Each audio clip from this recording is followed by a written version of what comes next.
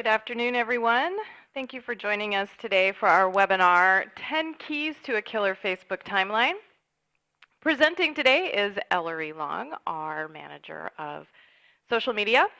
My name's Jill, and I'm just going to be here to facilitate anything that comes up. Hopefully laugh at my jokes. That's my main role here. Just a couple things before we get started.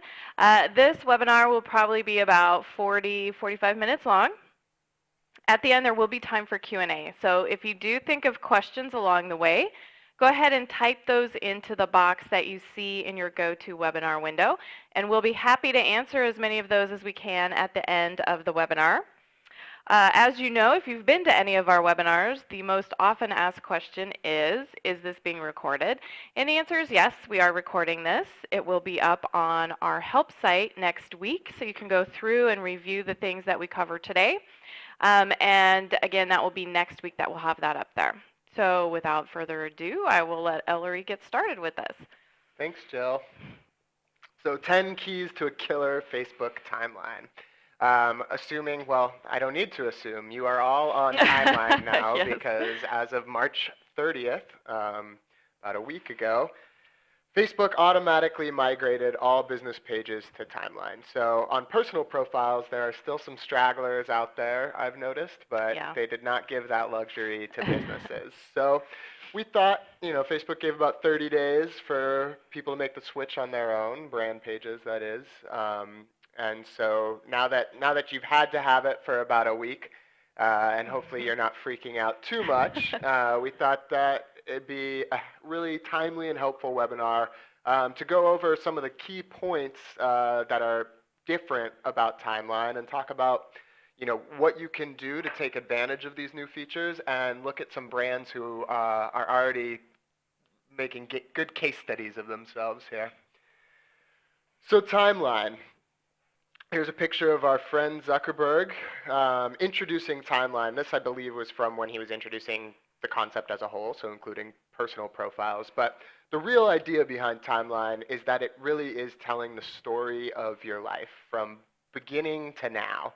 And, we often, in other contexts, talk about brands and the stories behind them. And really, social media has made it so that customers anticipate being let in on that story. There's an expectation there that relationships between consumers and brands or nonprofits or any other type of business is that there is a deeper connection, that you're not just buying a product for functionality, but that you feel part of the greater mission of the business. And so Timeline, in a sense, really forces you to get that story straight and tell it in a compelling way. And as I say here, what Zuck says goes, right? You don't have a choice in the situation. This is how Facebook is. And hey, there's a billion people on Facebook. Most, if not all of your customers are there. So you have to be, and so you have to play by their rules. But don't worry. We've got you covered here. And I think this was the face that I saw across many of our customers' faces when this announcement came out.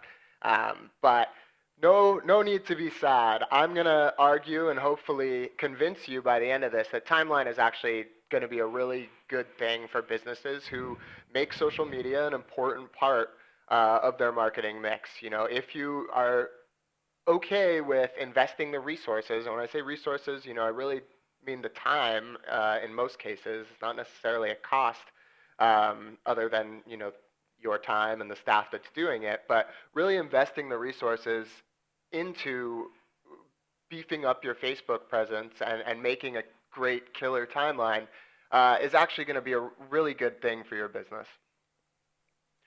So that said, let's dive right into it. I've broken it down to what I'm calling the 10 keys to a killer Facebook timeline. Killer it's half because we're from California and that's how we talk, and half because I like keys to a killer. What's that? Alliteration? Yeah. Yes. Anyways, so there are more than 10, of course. There's a lot of things to keep in mind, but I think, really coming over from the old profile type, these 10 are going to do a good job of making sure that you've got all your bases in a new timeline covered. So I wanted to start with strategy, which is certainly the least sexy part of all this, but it's important that it's number one, okay? Strategy is something that you cannot forget in the context of social media. You think about it in all the other spending that you do for your business and pretty much every other channel of marketing. You've got, objectives, and then you figure out the levers to pull to get to those objectives. For many years, social media has kind of gotten a pass in this because Mhm. people were getting their feet wet, figuring it out. But again, a billion people on Facebook were past that stage. So, before you just invest a ton of time into working on your timeline, think about why you're doing it and what you're really trying to accomplish. So I'm not going to spend a lot of time on this. We have other webinars on social media strategy in general. But, gets back to basics. Think about what your objectives are. Is it to raise awareness for your brand or product? Is it to provide another customer support channel? All of these different objectives are going to have different things that you can do to meet them. Once you figure that out, figure out what those metrics are that's going to measure your success there. Is it likes? Is it people talking about this? Is it clicks? Whatever those metrics are, set a baseline of them and give it some time and let your measurement grow. Nothing is going to happen overnight, and you're not going to be able to have really any insights or takeaways after a few weeks of doing this. So set that baseline and work from there.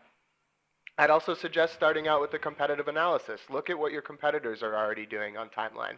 There's nothing wrong with taking good ideas. If they're good, they're good. And I would encourage you to see what is being done by your competitors out there, good and bad. You can learn as much, if not more, from their mistakes as you can from their victories. Also, think about the kind of content. It's hard on a daily basis to just think of something fresh to share all the time, right? So plan it out, make it part of, build a content calendar, an editorial calendar, and really think about and make sure you have a nice bank of content for the new timeline. And we'll talk about specific content types as we go through. And finally, think about your organization and your processes that you're putting in. Is this, you're going to have a dedicated staff for this, or you're going to have multiple contributors? And I would suggest as well, if you don't have one already, thinking about putting something in writing, having a social media policy. And I know that sounds awfully stiff and boring, but it doesn't have to be. It's a good thing to have guidelines. And the guidelines aren't only for your staff, they're also for your customers too. And we'll talk about where you can put that on your Facebook page. But having some clear guidelines of what the point of the page is so you can keep trolls out of your world of Facebook. And I like this little Dilbert cartoon. And it reminds me, that when we talk about policies and we talk about rules, it oftentimes ends up really clamping down on kind of expression and creativity. So at the same time, I want to encourage you to empower your staff. You can't get the real benefits out of social media unless you give the person who's working on it enough autonomy to be able to make decisions on the fly and share things without having to go through a huge approval process. Just not the way social works. All right. Now that that stuff's out of the way, we'll get Now into we're the done with good the things. strategy. Yes. Now it's just pictures and fun. The cover photo is probably the first thing you'll notice about the new timeline design. And by no mistake, Facebook is putting a lot of emphasis into the importance of the cover photo. It's a large horizontal photo that is at the top of your page. And here, the New York Times example here, they have this great picture of their whole staff. It does a really good job of, telling that story of the brand and showing, hey, there's people behind the brand. And that here, even on Facebook, even on the interwebs, you're dealing with real people. And I think that helps set the tone for the conversation that happens in social media. A couple of things to think about with cover photos. You've got a set space, 851 by 315 pixels. So, really, I think that this is the most important content consideration that you can have is what goes in that space. And we'll look at some good examples and ideas here on the next couple slides. The other thing to think about is rotating cover photos. I've already seen in just the first month of timeline some brands doing a really good job with this. Uh, it gives you an opportunity to keep your page fresh, but also if you share, there's when you change your cover photo, it creates a newsfeed story, and so if you share that photo out, you can actually use it to start creating engagement with your fans, right? So share the new photo, put a status message with it that says, hey, here's this photo in the Times case, right? Here's this photo of all our staff. Well, let us know what you think. Would you like, how does your office differ from this? Whatever it is, you're getting a really good opportunity here to engage and start conversations on your page. You want to make sure that it's going to be really eye-catching and descriptive of your brand. The caveat there is Facebook's terms of service. Uh, they have a couple of strict rules here about what you cannot. They don't really have what you can rules on it. They have what you cannot do, and they're listed here. So you can't put price or purchase info. No, just $9.99 a month. That's out. You can't put contact information. So your web URL, that's out there. You can't reference Facebook features like. So remember the old welcome tab pages often had arrows like this page. Any of that, really any call to action is a non-starter on the cover photo. We'll talk about other places where you can, go to town with all of this stuff, but not in the cover photo. So what do you put in the cover photo? There's a couple different ideas I want to share with you. One, featuring your customers. AT&T here is taking, these are pictures that were taken by their customers on the AT&T network. And so they're going to be consistently rotating them and doing it by theme. This theme is sky. It's a really engaging image, but it's also an opportunity for you to say, hey, we're using your photo in our timeline cover, or whatever that is. And so I've seen a couple variations of this, actually taking, pictures of the customers themselves, people using your product, whatever it is, but really, really awesome opportunity to really involve your customers in your Facebook presence. Emotion, again, we talked about the stories behind brands, and many brands, whether services or products, and I think nonprofits are a perfect example here, and I know we have a lot of nonprofit customers. There is emotion that's attached to people's affinity with your brand, and so really highlighting that, Toyota, you can see a teeny sliver of an actual car in this picture, but everyone knows that, feeling a beautiful sunny day, driving, the wind whipping against your face. This cover photo is really doing a great job of setting the mood, if you will, for the rest of the timeline. You can also feature product. I don't want to make it sound like it all needs to be completely touchy-feely and that you need, Freud to explain why the cover photo is appealing to your fans. Product is a great thing, especially if you have really good visual branding and good visual representations of your product, then why not? And I've seen Nike here has switched out their cover photo a ton in the first month, and they're rotating based on what they want to highlight. And one thing to point out too, oftentimes when we do webinars like this, people are like, oh, can I have small business examples? Can I have, insert industry here examples?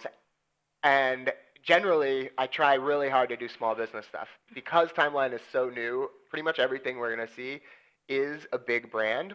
But I don't want that to dissuade you from going, oh, I can't do what these guys can do. Listen, that is what makes social media awesome. That is what makes the new Facebook timeline awesome, is everybody is on the same playing field here. And you really have an opportunity to do not only the great things that bigger brands are doing, but even cooler things, because in a lot of ways, you're more agile as a small business. You don't have to go through 12 different departments to decide which 4 colors of shoes you're going to put on your cover photo. So use these examples as we go throughout the webinar as inspiration, but please do never think, oh, I can't compete with this kind of creativity, because I really disagree, and I'm excited to see what our customers and other small businesses start doing over the coming months as they start getting comfortable with the new design.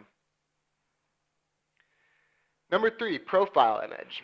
So these are the 4 pages, cover photos, 4 brands whose cover photos I just showed you as examples. The Times, Toyota, AT&T, and Nike. And you'll notice one recurring theme throughout all of these when it comes to their profile image. It is simply their logo.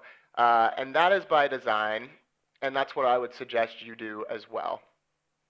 When it comes to this, you have, it's 180 by 180 pixels what you upload, but in most examples like what you're seeing below where it shows up, it's going to be a very small little thumbnail. So you want something that is instantly recognizable across Facebook, and you want to keep it fixed. The cover photo is the place to experiment and switch things out.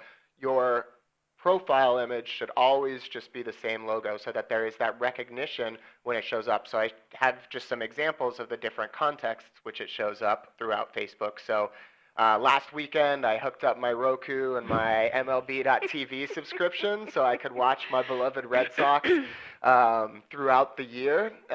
And you know, I made a status message, and so as you click Roku, it comes up, it shows you, you know, what other friends have in common with it, and it's got the logo there. Same as when I liked the page Roku, it shows up in my like feed. So these are the kind of places throughout the web that your profile image is going to show up. So make sure that, you know, it's consistent and recognizable. The About section is another place where you can start thinking about the calls to actions that you want and really doing the things you can't do on a cover photo. So this again from the New York Times. They do a couple things here that I like. One, the About section itself is really related to Facebook. It's not about the New York Times. People, you know, theoretically, if somebody likes you on Facebook, they have some context of what you do. So this is about their presence on Facebook. Welcome to the New York Times on Facebook, a hub for conversation about news and ideas. They're telling you kind of what the purpose of the Facebook page is. And so this is what I referred to earlier about a good place to put, you know, moderation information, anything people want to know about kind of what they can expect from your Facebook page, as well as your contact info. So this is where you put that, and you can put a bunch of links to your web presence across. One thing to think about, and I think it's, I guess, the 4th bullet here, it's prime real estate on the front page of your Facebook page. So remember that you are above, remember the fold here. So you'll see, I'll click back real quick. The expanded About section has as much information as you want to put. But that first little tidbit, those first 2 sentences, are actually going to get some real estate on the front page, as you see here. So make sure that whatever you are putting there is succinct enough that it's not going to get lost. You know, get the important information out of the way above the fold. And the other bullets, you know, I covered in going over that. Sharing a brief intro to your company history, particularly with the idea of timeline really being built around history. This is a great, you know, spot to set the stage. Good for your links and your contact info. And then talk about what your fans can expect from your timeline. The next piece, and you'll notice we're yet to even get below this. This is like 4 inches down into the page. There's a lot going on the top of these brand pages. And so the next one is the tab showcase. Gone are the tabs on the left. So it's changed the interface a little bit and where you find it, but actually in a really great way as far as I'm concerned. Because it's a lot easier to see now, I think. Yeah, and it's that those teeny little icons that were on the left really didn't give you a chance. Everything descriptive that you had about your tabs had to be within the name of the tab, and now you can do that visually. And so you see here what CoverGirl's doing. It's really bright in brand and every news tools shop. There's you know, no mistaking what's going on if you click those tabs. And with the lack of a call to action in the cover photo or an arrow saying, hey, sign up for my newsletter, or hey, like the page, or click, this is a great spot to do it, you know, and to make sure that it's compelling and people want to click. Also, while we're here, great cover photo as well, right? They're using their celebrity endorsers, which of course we most of us businesses don't have the luxury of having Yeah. celebrity endorsers. You won't get Ellen on your timeline cover photo, but this could be a good example of how you could feature customers too. So, insert your favorite customers in for Queen Latifah at all, and, compelling, fun, engaging cover photo. So some things to think about. You've got, this much, 111 by 74 pixels, much, much larger than the old app thumbnails. You can only highlight 4, and one of them has to be photos. So be careful, really think about what the purpose of those other 3 is. You could just display the number of likes you have, or event info, but if you don't populate your event tab, there's no point in having that up there. So really focus on the ones that are going to drive action. You also want to keep tab names short. You'll see here, so I have the screenshot, which is kind of a do and don't. The don't, see how it says timeline template ... That's what's going to happen if you go too long on a tab name. So keep it short. Keep it testimonials. Great. That fits right in there. And then again, feel free to go call to action crazy. Here you can do it. I wouldn't recommend. These are a little garish, I would say. Could be on brand though. Yes, and maybe it's not like, hey, click here, but something, saying what they're going to get out of it. Special offer, I think, is a good example of that. And speaking of tabs and custom apps, again, we have an entire webinar dedicated just to custom apps, and their functionality has not changed in Facebook, so I'm actually going to spend about the least time of any of these 10 things on this, other than to go over just a few quick little guidelines. You have a bigger space than you used to, 810 pixels wide. So if you had tabs prior to switching over to timeline, they will still work, but there's going to be a lot of extra white space. So take some time to start adjusting your creative to fit the larger space.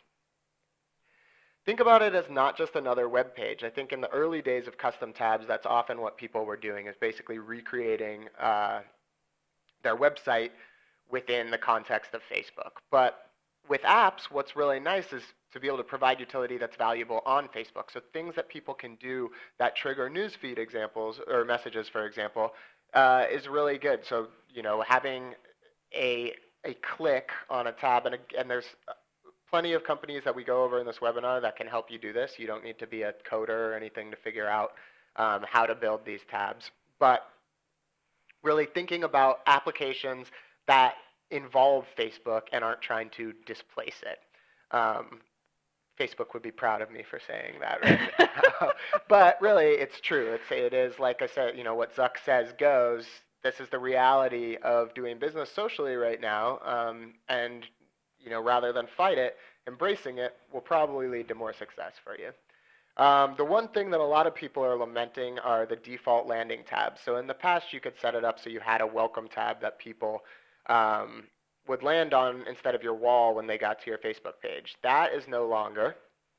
So you have to think about how to get around that. So we've talked about, doing the calls to action in your actual tab icons. That's a great opportunity to drive people there. But also remember that each of your apps has a fixed URL. So they have their own URL, which you can use to drive people there. So if you're doing a call to action in an email saying, hey, check out our Facebook page, or we're doing a special promotion on Facebook, instead of pointing them to your front page, your timeline, you can point them to custom apps. So anywhere you do that, on blog posts or status updates within Facebook or other social networks, you can link directly to the tab, and I'll show you some examples of that. Before I do, I wanted to just take a quick second to, not all of our customers know about this, but we've rolled out a pilot custom tab building product for our customers. So if just the last 2 slides was making your eyes roll back in your head, you don't have to figure it all out. Vertical Response is now building customers' pages. And if you go to that URL at the bottom, just verticalresponse.com/Facebook timeline, you can get more information there. But essentially, we'll build the app icon for you. We can help you with your cover photo, as well as building a newsletter sign-up form. So actually, that first tab I showed you here is the one that I built for our Facebook page. I just took a picture of San Francisco because that's where we are, and we're proud of our location, and sent it over to the guys on the custom Facebook tab team, and they gave me this, you know, just a few minutes later. So up and running, having people sign up for our newsletter right in the Facebook page. Anyways, pardon the commercial interruption, as I said. The seventh thing that I wanted to touch upon is hard to miss the first time you log into your new timeline page, and that is the admin panel, which, as I said, hard to miss, but is actually got a lot of utility for you as a page manager. So I just wanted to highlight the 5 things that it's showing. One is page tips down in the lower right. So that's going to be rotating, but Facebook actually has a ton of resources out there for businesses who are using Facebook that I don't think a lot of people use. In fact, usually when I show customers them, they had no idea that they existed. So if you're looking for tips and hints and ways to get even more out of your Facebook, check out the different tips that are put in the admin panel. Going above, I guess we'll go counterclockwise, messages. As a brand new feature with Timeline, people can now message you directly as a brand. Now, if you have a lot of customer service issues, this is huge because in the past that all had to happen on the wall, which is not the greatest thing for new customers to see if they come and they're seeing people with customer service issues. So by encouraging, and maybe the about section is a good place to do this, but encouraging people to message you privately offers a good way for you to handle your customer service issues without clogging up your timeline. Notifications, you used to have them before where you'd have to click the drop down and see, so now they're all nice and organized here for you.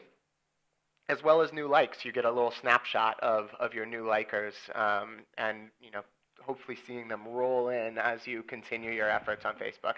And lastly, insights. This is just the snapshot that the admin panel gives you. Insights is bigger and better than ever if you click through. And again, another webinar that we have can teach you how to use Facebook Insights if you're not using it already. But I like the snapshot here because you can really see kind of how you're posting. The purple dots are representative of how many postings you're doing, and you can just see with a quick look that as you post, if that's having lift on your reach and about the number of people who are creating stories about you on Facebook. Also, Ellery has now twice mentioned recorded webinars, so if you're not familiar with where our recorded webinars are, just go to our help site, help.verticalresponse.com, and click on webinars, and you'll see where the social media ones are, and you'll find both the webinar on using Facebook apps and also the webinar on using Facebook Insights, and they're free, so you can go check those out once we're done with this webinar. All right, 8, 9, and 10 are probably the ones that people were waiting for because they're the fun. They actually, now we're talking about content. So everything else was more, page layout and branding and things like that, where now we're going to get into how content is changing. And one of the first things you'll notice is the ability to pin posts. So you'll see in the screenshot here, if you click on the little pen, there's actually, or pencil, I guess, Facebook's old school. There's a bunch you can do from this menu. The very first thing is pin to the top. And when you pin something to the top, it's going to move it to the upper left, basically the very first post that people see in the timeline. So it is really good for timely, kind of on message stuff, and it'll remain there up to 7 days. I wouldn't necessarily recommend keeping it for the whole 7. I think this is something you should be switching out as well, because if people are coming back to your page, you want them to see fresh stuff. But, play around with that a bit. One thing that I think pinning posts for makes a ton of sense is as driving traffic to the custom tabs or a specific promotion that you're running at that time. So I will show you an example on the next slide. I just want to show you the rest of this menu that's not directly related to pinning posts, but this is where you can change the date. So if you want to put something, as a status message back in history, you can set that up here. You can say, hey, this status happened in 1976 or whatever. You can also reposition the photo because Facebook, one of the nice things about Timeline, again, is it gives much more visual presence to your photos, but it kind of can sometimes crop a photo in a weird way. So you can reposition what's showing by clicking that. So back to pinning posts though and driving traffic to custom tabs. Here's an example from Convince and Convert. Um, and you'll see on the left-hand side, this is what a pinned post is. So it's got that little orange flag on it that indicates it's been pinned. But what Jay Bayer from Convince and Convert's doing here is using his pinned post to drive traffic up to his tab of how to sign up for his newsletter. So he's saying, hey, we've launched this new newsletter. Click this link here, and that's going to drive the traffic there. So this is kind of one way of circumventing that lack of a landing tab. You know, whatever the call to action, whatever is important for your customers or supporters to do, you can use a pinned post to do that. Different than a pinned post is a highlighted post. And so a highlighted post basically, instead of just being half of the wall on the timeline, expands it to a full view. So here we have an awesome picture of Wes Welker from the New England Patriots. Awesome might be a strong word. Well, what? Sorry, did you lose your train of thought? Jill throws me when she insults my sports teams. But highlighting visually compelling posts. So, you know, this is a great example. A horizontal picture that really is meant to be viewed horizontally is going to look much better highlighted.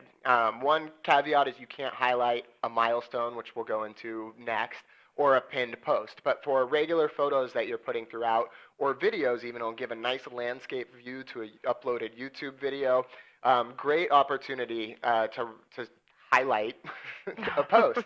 The other thing that I would say, and I'll show you also an example of this, actually we'll just click through, is thinking about your status updates in the context of photos now. So in the past, we've encouraged you to do status updates that get your customers to engage, that get them to answer a question or fill in the blank in this. I'd trade blank for an ice cold Coke.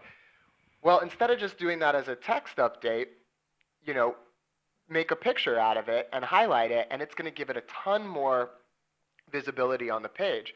You don't have to turn the text into a photo. You could still have a text status update with a photo, just like anytime you share a photo. So if you are, you know, asking a question about, you know, Coca-Cola could have just as easily put, I'd trade blank for an ice cold Coke right now, in text, and then put a picture of an ice cold bottle of Coke. You know, anything that's going to make it stand out. And it's good not only for the timeline, but also for the news feed. So when your fans are viewing their news feed, messages are coming through, just text updates get lost with all the different visuals that are coming through. So by adding a photo to that status update, you're going to get more real estate in the news feed. Additionally, if you're familiar with EdgeRank, which is the algorithm that Facebook uses to decide what's showing up in people's news feeds, they give more weight to photos and videos and less to text updates. So adding a photo to a text update is a great way to give it a higher EdgeRank. Number 10, milestones. The milestone that you've been waiting for in this webinar is the 10th key to a killer Facebook timeline. And milestones are kind of what everything's hinged upon on timeline, the history of a brand, right? So milestones is your opportunity to really tell your brand's history. And I'm going to show examples from different kind of companies. So if you're like, I started my company last year, you know, fear not. There's still an opportunity for milestones. But this is probably the most typical example of what a milestone would be. We opened our first store, or we released our first product. And here's Gap right here in San Francisco in 1969. Things have definitely changed for them a bit. But Levi's records and tapes. That's great. It's cool. It's retro, and really, you know, something that your customers can engage with and be excited about. Some other ideas for what things can work for milestones. So product releases. You know, if you're a digital company, if you've got new product roll, you know, like Vertical Response has over the years added Roost last December. We've added event marketing last summer. These are different rollouts to the product that we can highlight in a milestone.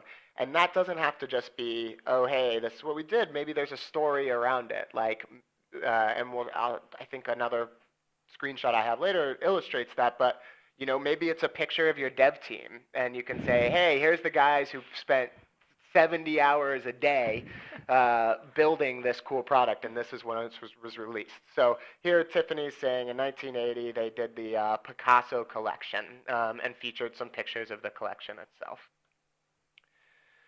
But for you young companies, here's Wildfire, who's 2 years old. This was well, I guess 4 years old, but 2 years since we've been, that the consumer public has been dealing with them. But they took a picture of their computer screen, just alpha version of Wildfire launched. So feature internal milestones too, right? It doesn't have to be you opened your first store.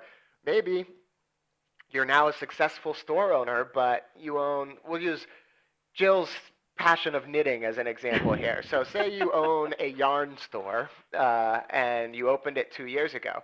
Well, it probably wasn't day one that you opened that you got fired up by knitting, right? So maybe the milestone was like knitted my Grandma taught me how to knit. Yeah, there you go. Grandma taught me how to knit. 1964, whatever it is. It's like 1992 when Grandma taught Jill to knit. But thinking about what are milestones that really are relevant and relate to kind of your brand story overall. Speaking of stories, this is the example I was talking about. So, this is from New York Times again, and it's a picture of the staff. It's not. They could have easily. This has to do with uh, Bobby Kennedy's assassination, and they could have put a picture of the cover of the newspaper or something as the milestone. But instead, they really wanted to tell the story of what the brand is like. So they decided, instead of just the cover shot or whatever the photo was there, to take a picture of the newsroom and really kind of show what was going on behind the scenes. And so I think that is a really great way for brands of all kinds to tell their story. So even if you don't have a product to sell, right, you're a service, take pictures of your employees as they've joined the ranks or signed up a great new client or whatever it is. There is a story for every brand.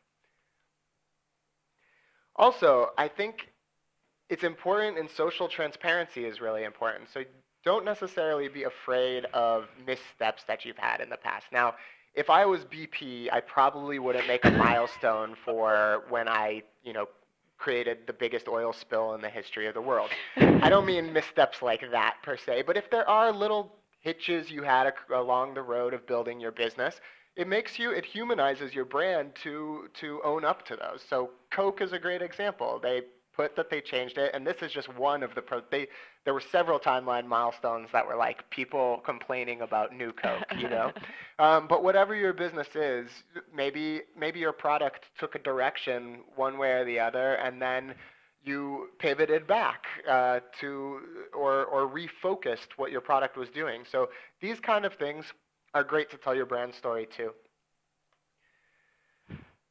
Again, like I said with the cover photo, think about your customers. So, maybe there are things that aren't necessarily your milestones.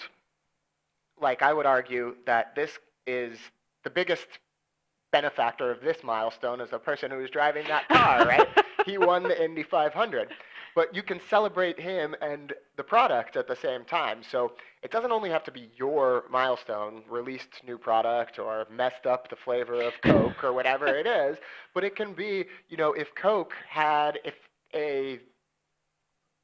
someone won a marathon and the first thing they wanted was a Coke afterwards. I don't know who that person is that doesn't want water, but just walk through this example with me. So Coke could have put, so-and-so wins the marathon, enjoys a Coke, right? It doesn't have to be just specific to your brand. Think about compelling stories about your customers using your product or service. And if you're a service too, so you're a wedding planner. My picture of the very first wedding you planned. It wasn't your wedding, but it is an example of people utilizing your service. And I think that's or like a great nonprofit way. if they're sponsoring something like a race or sponsoring something. That would be great call to show people what's going on in your world as well as other people's world, and it would be a nice way to draw attention to that too. Yeah, I've also seen, so nonprofits actually, I think brands, regular business brands should be jealous of nonprofits when it comes to timeline because nonprofits have causes that people are really passionate about, and those causes are built around stories, right? So I've seen some nonprofits that have done a great job with timeline, highlighting events that are, monumental in their mission, right? So if whether you're a global health organization, for example, like talking about the first time that Florence Nightingale, like whatever, polio vaccine was invented. Like you didn't invent that, but it is a very big milestone in the history of the cause, right? And so that's a great example of utilizing other events. And I think that's actually my next slide is relevant events. So here's Sports Center. They are sharing milestones in sports in general. And granted, they covered that, and that, when the Patriots got them in twice here, Jill. When the Patriots won. You would think that was the only football team on the planet. When Patriots won the Super Bowl in 2005, one of many they've won in that decade, I will say. SportsCenter certainly covered that, and they could have made the milestone about their coverage, but instead, they're highlighting the victory and going through. So we kind of went into this on the last slide, so I won't spend a lot of time here, but thinking about events that are relevant to your history as well. Lastly, you don't have a history? That's okay too. You can follow Captain Morgan's steps here, where they just made one up. So Lord John, their resident holy man, sees a whale. So they did their whole timeline is built on these fake pictures that they did. Really kind of, I mean, it's quirky, it's fun. They're taking a cue from the Old Spice playbook, and really just having fun with the brand. And you can do that too. If you started your business yesterday, you don't have a lot of history, but like whatever it was, go back to the founder's date of birth, like, and the founder hatched from an egg, or whatever it is, with a goofy picture attached. Timeline is fun, Facebook is fun, and I really want to drive that home here, that this isn't just another thing you have to do and keep up with. It's actually really much more engaging experience, not only for your customers, but for you as the brand too. And I would think about, I read something from John Hayden, who is really smart Facebook consultant, and he looked at it this way. He said, start thinking about Facebook as a different web page for you. So think of it as consumer behaviors shift, people just as often as they type in your brand on Google and go to your website are going to start looking for you on Facebook too. So Facebook is a great opportunity to grab them and not just, or timeline rather, is a great opportunity to grab them and not just show them, oh, this is the last 2 days of status messages, but really give a complete picture of the brand. So I'm a fan of timeline. I hope you guys are too. And I would love to hear your questions and comments.